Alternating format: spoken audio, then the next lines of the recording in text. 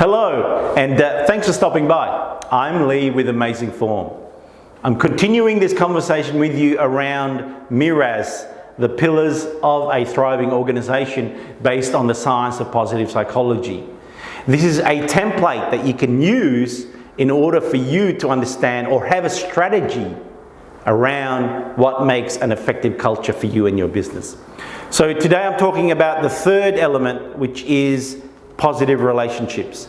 So just to rehash that for you, M is for meaning, E is for engagement, R is for positive relationships, A is for achievement, and S is for positive state of mind and emotion. So today, R is for positive relationships. What we know and what science and research tells us is that human beings have a need to have a social connection. We need to have relationships in order for us to flourish and thrive. We now understand that one of the biggest indicators of a long and healthy life is a good and strong relationship and social status. So this is an important one. So having positive relationships in business, we now understand, is one of the biggest factors in whether we keep our people or people leave us or our organizations. So how do we create positive relationships in business? Because if you have a strong positive relationships, you have less sick days because of bad relationships. You have less people who are motivated because they are interacting with each other. So that's the important ones.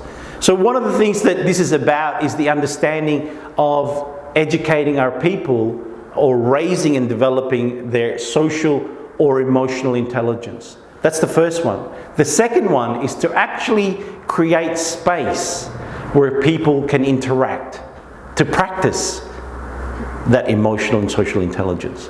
It actually things like as simple as having lunch breaks together, making sure that you create a space, a lunchroom or an area where people can interact and talk and chat about whatever they need to chat about. So that's really the simplest one, is how do I create positive relationships?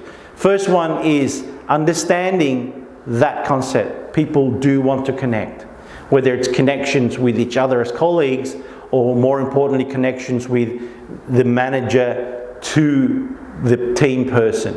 So these are the connections that's really important. And we now know that the stronger these relationships are, the stronger and more inclined people are to stay in businesses.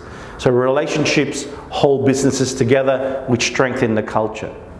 So what are you currently doing in your business in order for you to create and strengthen positive relationships? And there are many strategies you can use. Like I said, the simplest one is just, are you creating a space for people to actually come together? That's the first one. Let me know where you are at. Leave a comment and a like if that's something that resonated with you. Otherwise, I'll see you next time. Oh, and before I go, you don't have to be perfect to be amazing. See ya.